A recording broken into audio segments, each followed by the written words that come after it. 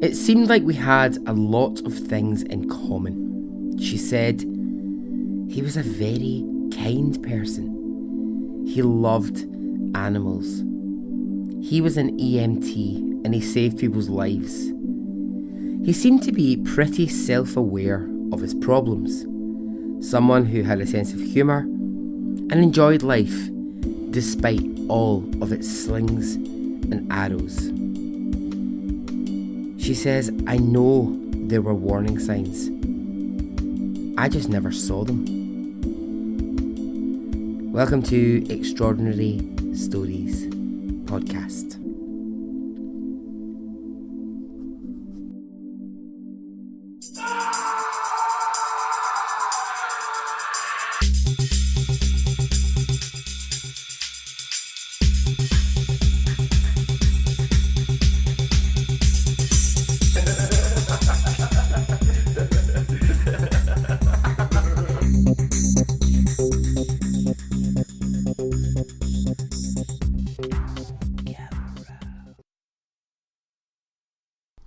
Hey, how are you?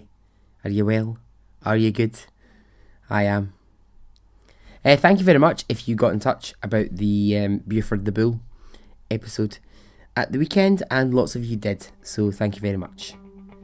Shout outs. Alright, there's a few here, so I'm just going to get my shout out music on.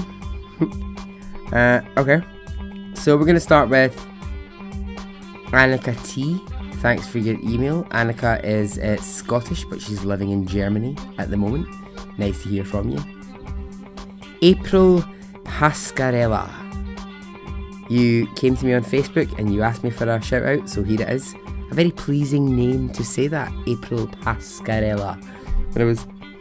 I always rehearse the names in advance because I hate to get them wrong. So I found that one quite pleasing to say over and over. Nicole McCartney. Hello. Tell your co-workers to get away if you are listening to the podcast. Tape a do not disturb sign to your back. Vanessa Brambrila. I hope that's right. She said the trick is to roll the R, which I'm doing. Vanessa Brambrila. So I hope that's okay. David N. Joe Ford. Sorry for the Siri issues, the Hey Siri issues that the last episode might have caused. And lastly, Lauren Ailcock and Jinx Ailcock, the beautiful dog. Hello to you both.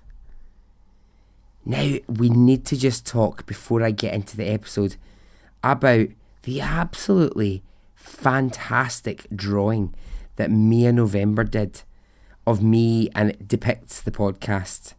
More closely, it's me listening to my neighbours, but she's very cleverly added elements of other episodes to it. It's absolutely wonderful. So I woke up in the morning and I was standing in my kitchen drinking my first coffee of the day, and I'm scrolling through Facebook, trying to kind of come into the world. And I look at it and I'm like, the fuck am I actually looking at? Why is it the best thing I've ever seen? So Mia, if you don't mind, I'll share it on all my social medias. But I'll also give out Mia's details on social media, because you should go and look at her drawings. They're absolutely incredible. So thank you for that. Alright, let's get to it. Today's short stories, 2 stories for you, both under the same theme. Are you ready? Okay, let's go.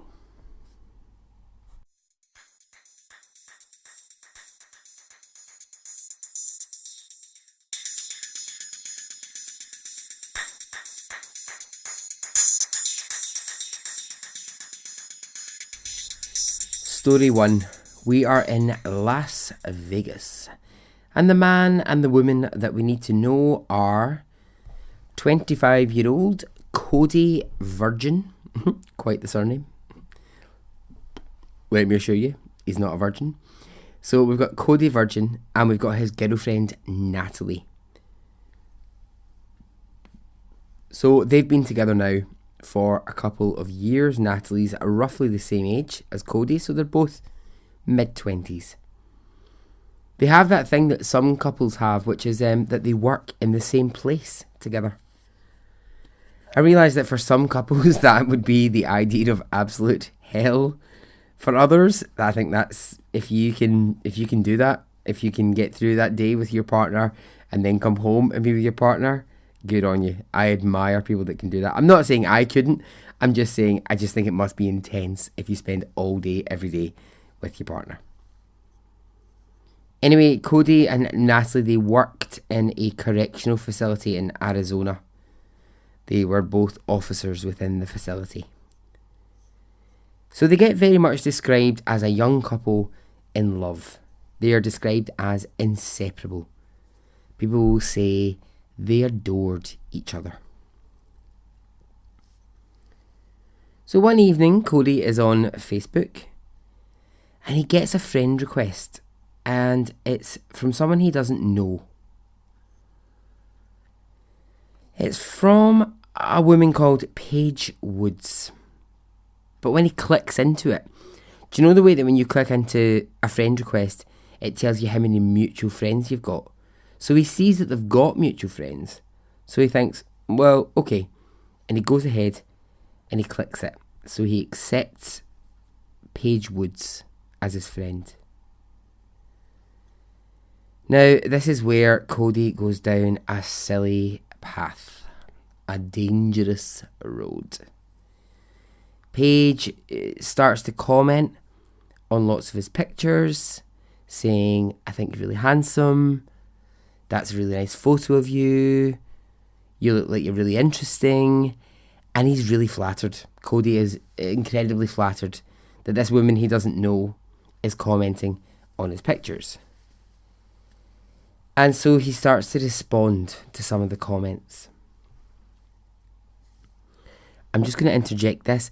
I know I mentioned it before, but the podcast Sexland do a brilliant episode on what they term as micro-cheating.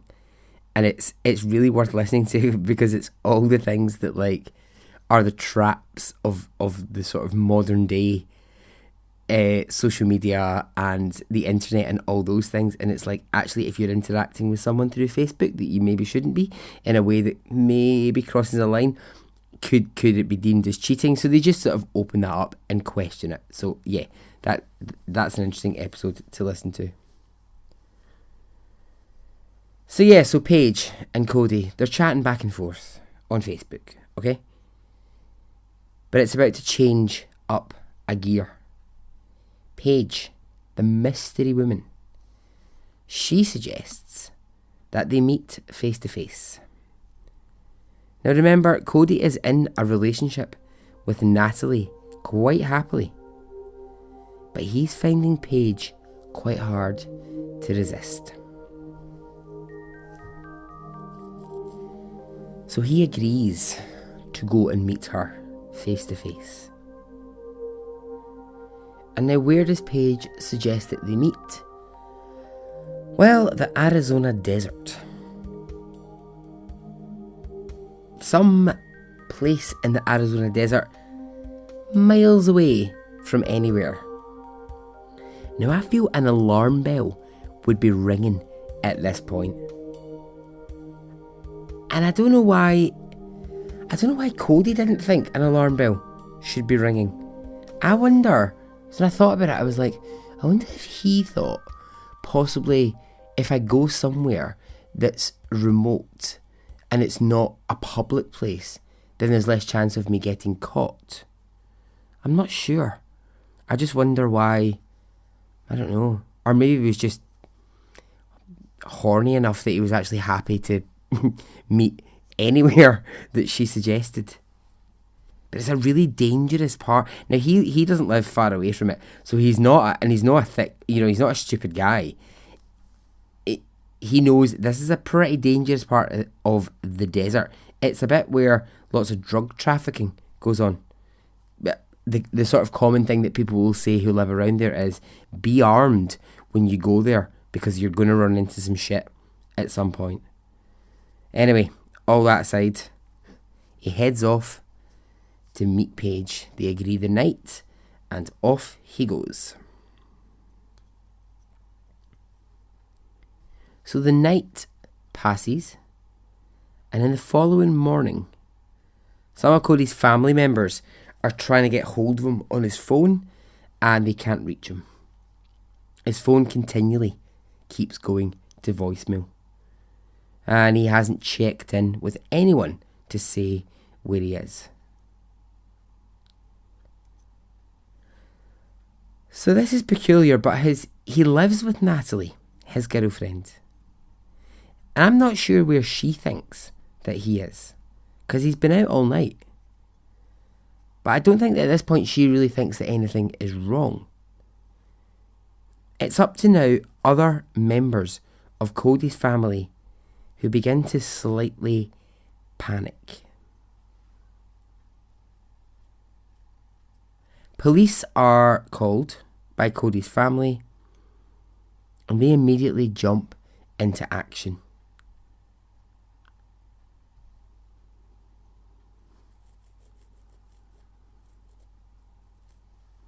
There's a cousin that Cody was close with, and he'd actually confided in this cousin about his rendezvous in the desert, and she's the one who really is leading the let's get to the police, something isn't right.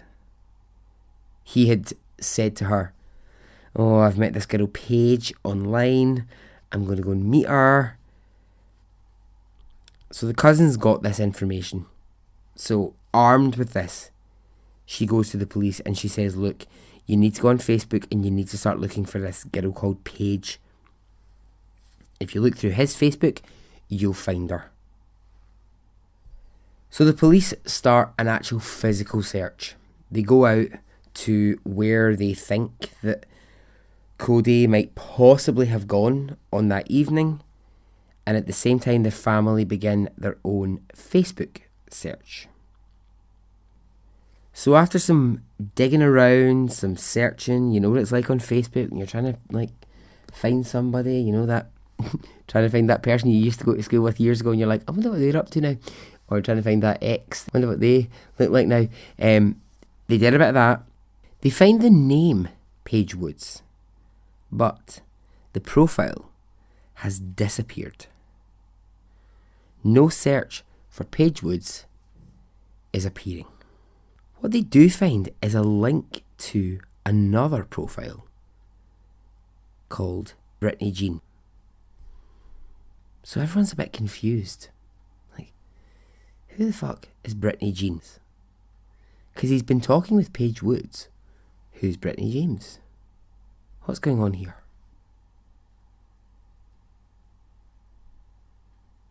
So by the end of the first day that he's missing, police call a press conference. And it's to deliver this news.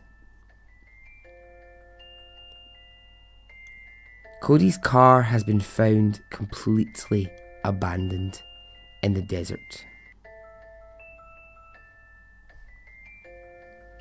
Around the car, police discover that a rake, or perhaps a shovel, has been used to try and cover up shoe prints.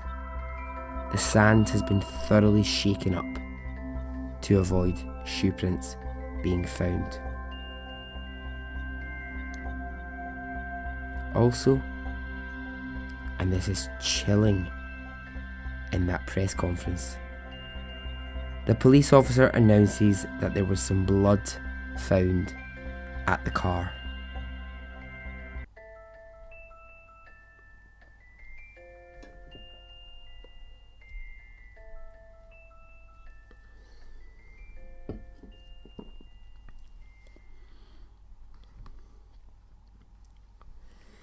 Natalie, his girlfriend, is publicly talking, and she's saying she still has belief that he will return. He will come home safe to her. Those moments always give me the kind of weird, chills. Do you know when a family member or a partner is on the news and they're saying I know this person will come home to me, or I know that my child will return, or I know that we've lost this person but we're going to get them back. I never quite know how to feel when I watch it. So now the attention has to turn fully to the Facebook profile. So just remember, it started as Paige Woods and it turned to Brittany Jean. And now the oddest thing happens. It changes once more to a male name. The name William Randolph. Now, who the hell is William Randolph in this scenario?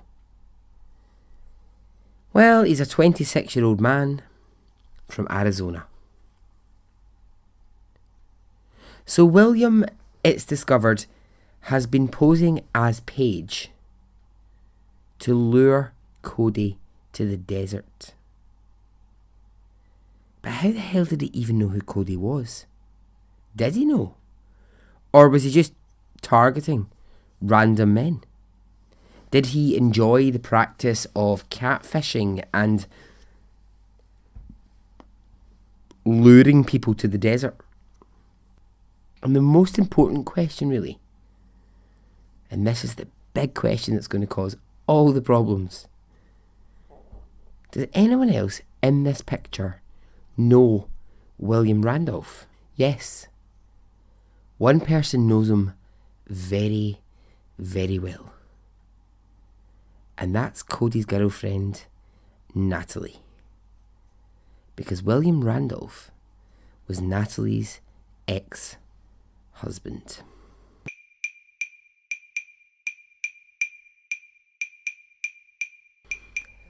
Okay, this blows the story into a very weird place. Question 1 for me. What did Natalie know about this? Anything? Well, police are asking her the same questions. At the same time, police make a horrible discovery in the desert, not too far from where Cody would have been that night. They find a bonfire. And in the bonfire, a male body. So there's 3 major things happening right now. William Randolph is in police questioning, Natalie is in police questioning, and the body from the bonfire is sent to be identified. The ID on the body comes back, and of course it's revealed to be Cody. The autopsy shows he had been shot in the back of the head before being thrown into the fire. William Randolph is charged with first-degree murder. But what of Natalie? Well, there's no charges. She continues to deny any involvement to this day. William Randolph to this day maintains that he, yes, did create the fake profile, but that he wasn't the one who shot Cody. When asked why this happened, why create the fake profile, why lure him to the desert, William won't answer. He'll never speak about why Cody was led into the desert that night.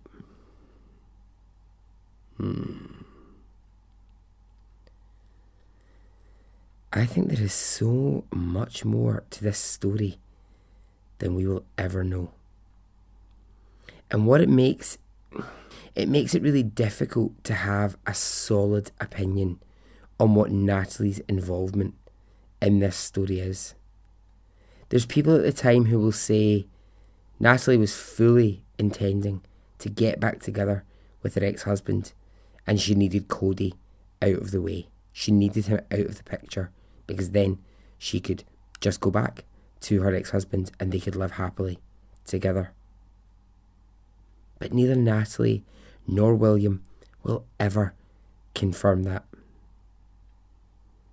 And I just feel gutted for Cody in the fact that we've all been that stupid fucking person where we've let our hormones lead us in a direction that we probably shouldn't have gone.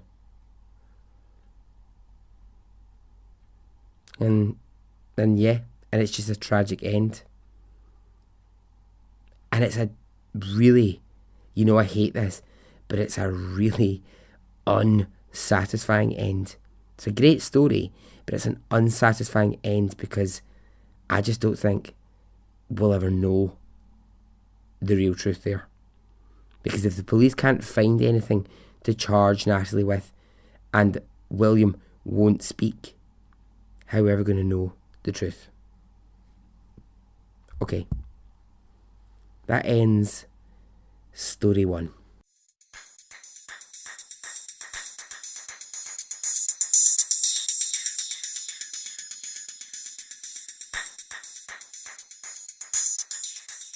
Of course, I'm assuming that everyone knows what catfishing is. But if you don't, I'll just describe very briefly, and it won't take long. If you are a catfish, you are someone who basically creates a fake profile online and uses that to talk to people, trap people, do whatever you like. So, I don't know. If I was to have a fake profile called Sebastian Sex Sugar. Why would he be called Sebastian Sex Sugar? I don't know. Anyway, say he was.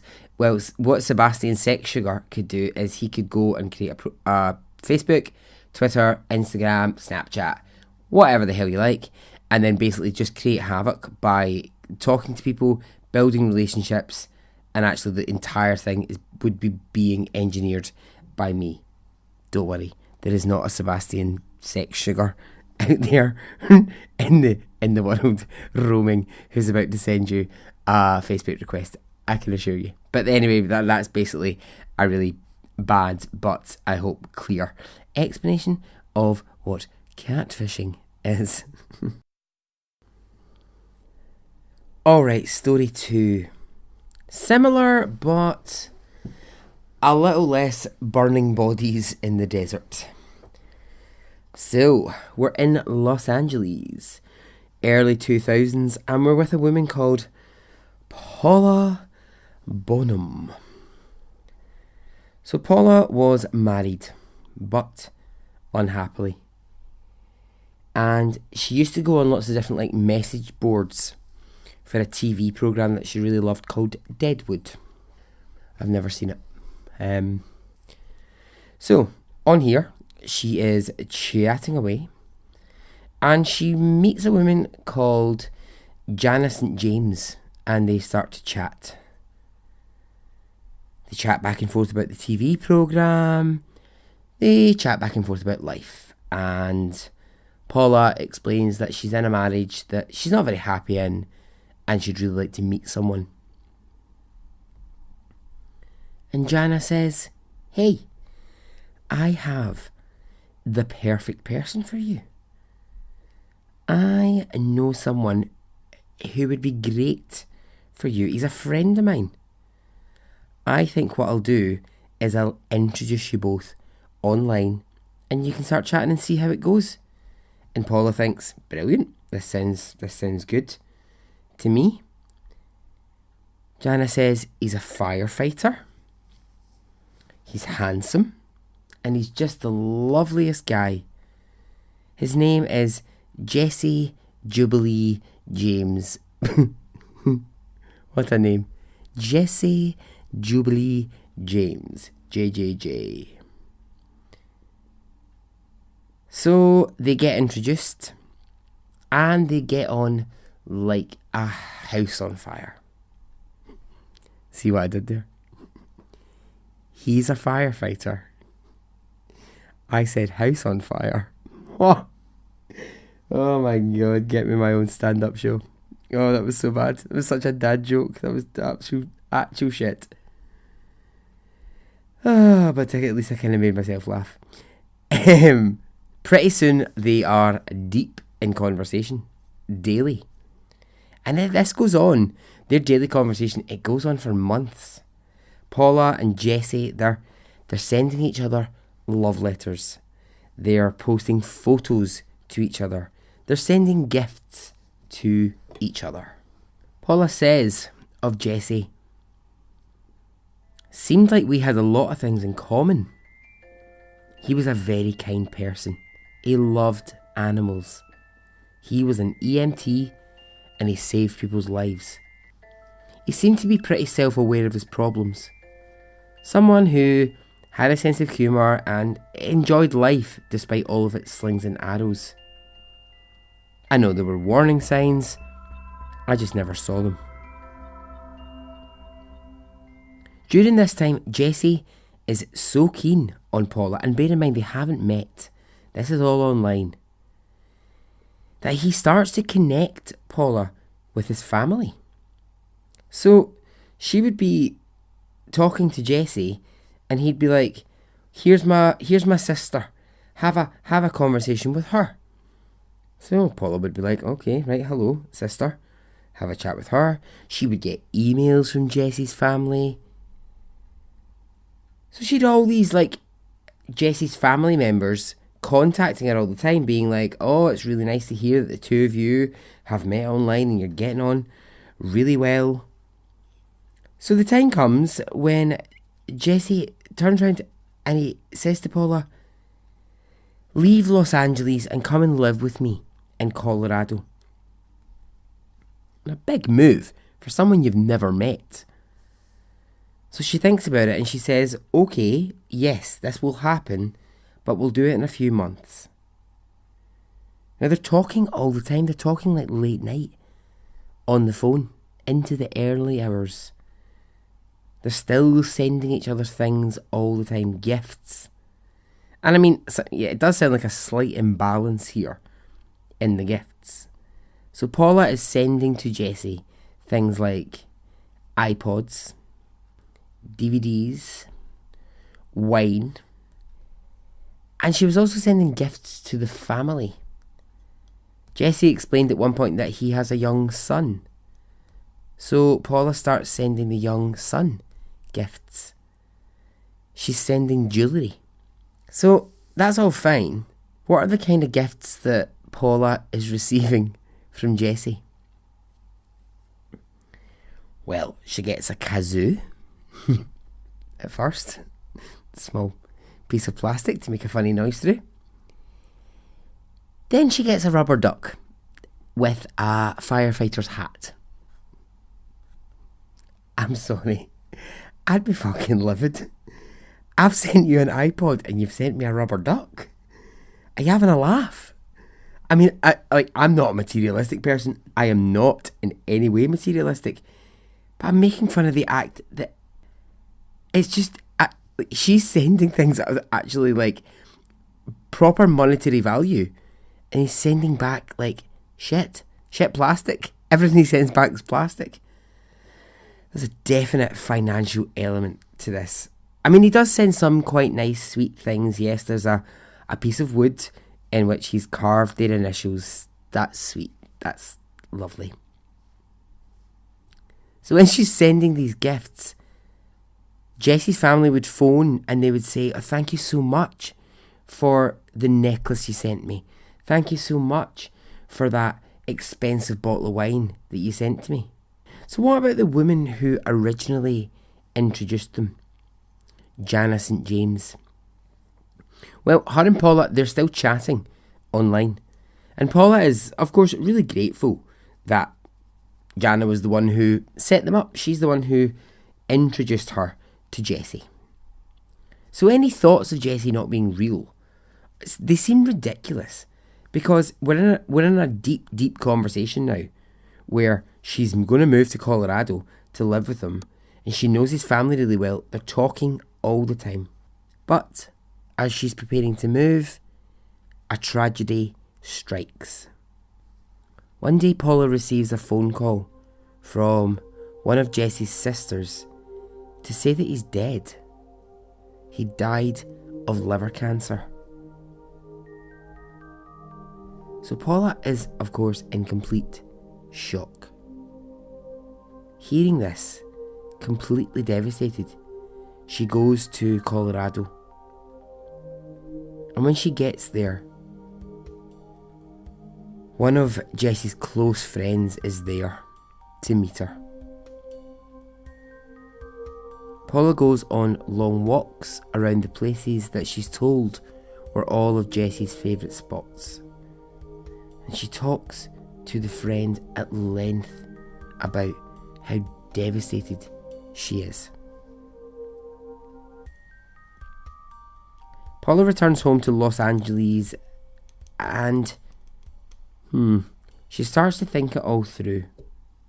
A bit of time passes and she starts to confide in friends that she's suspicious.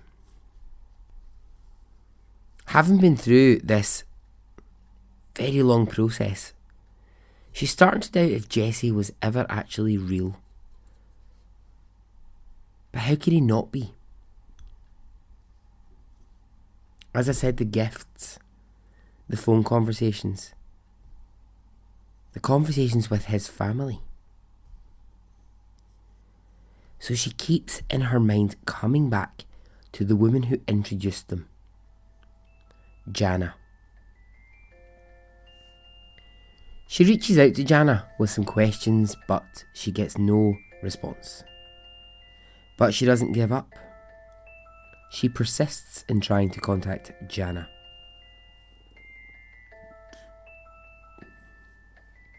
In fact, what some of Paula's friends do, and this is a really nice friend move, they actually track Jana down and they ambush her in the street and say, right, come on, tell us the truth. Just confess, just fucking fess up, tell us the truth. Was this all a big fiction? Because our friend back in Los Angeles, poor Paula, is going nuts over this situation, so you need to tell us now, is this actually the truth or not?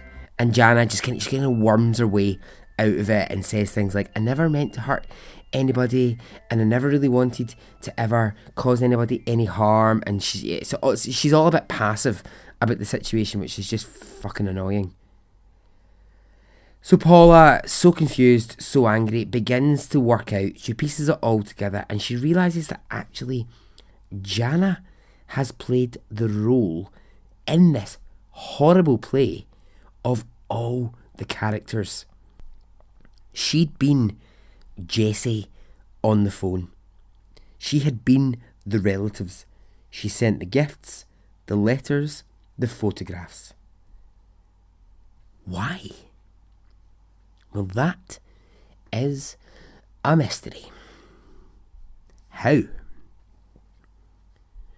Jana had really cleverly used voice-changing technology on her phone to make her sound like a male, or changed it when she needed to be a relative. So when she needed to be a sister, she changed the settings on it so that she sounded different. She had fake profiles everywhere. She had fake emails, fake numbers, the lot. I mean, right, that is a lot of life admin. Fuck me, I struggle with 3 email addresses and social media, never mind trying to be all these different people. Imagine every time the phone rang, right, you'd be like, oh no shit, where's the voice changer? Who am I today? Oh, am I a man? A woman? Oh Lord, that is a hell of a lot of work. And for what? I don't really know. I mean, Paula spent nearly $10,000 on gifts. But then I assume Jana was just selling everything that she received. You know, it's not like she was receiving... I know $10,000 is a lot of money, but what I'm saying is it's not like she was swindling her for $50,000 or, you know, or that she was doing it for revenge or for whatever. So what Jana's reason is just peculiar. Like, why? I put this down to, I think she is just a person who likes to fuck with people's minds. I do. I really do think, because I can't find a reason for it. I don't know why you would do it. If you've got a reason, please tell me. So Paula, I mean, of course, she goes down the legal road. She sues Jana for $100,000 in damages. But in court, the case doesn't really stand up. It disappears through the cracks of the law.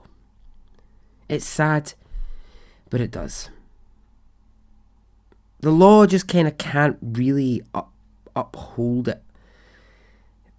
They're told in court, well, you know, it's difficult because you met in an internet chat room and people use different names. They use aliases. So how can we ever really crack down on that? Paula says, yes, she gets that, but what she only wants to do is ensure that Jana can't do this again to someone else. So, frustratingly, that's where the story stops. Paula never really gets an end to it, and Jana gets away with it. Okay, and so ends story 2.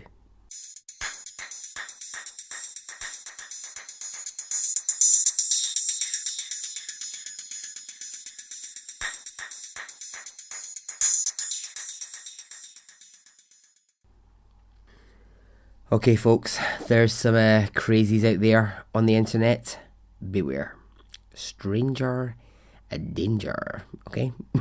I'm just warning you now. Okay. Get in touch. Join the Facebook group. I promise I won't set up a fake profile and catfish you. I promise I won't. If you want to get me on Twitter, Extraordinary Stories. Oh, fucking Twitter. Why can I not get this one right? Twitter at Extraordinary Stories Pod. Instagram, Extraordinary Stories Podcast, or email me, extraordinarystoriespodcast at gmail.com. Alright, until the weekend. Good luck. God bless. And may you be safe online. Okay? Goodbye.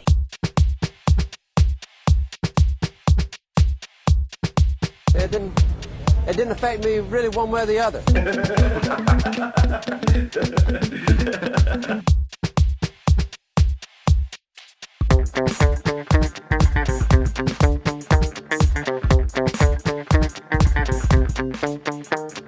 I would imagine from the look on his face, let's get it on, let's do it, let's get it over.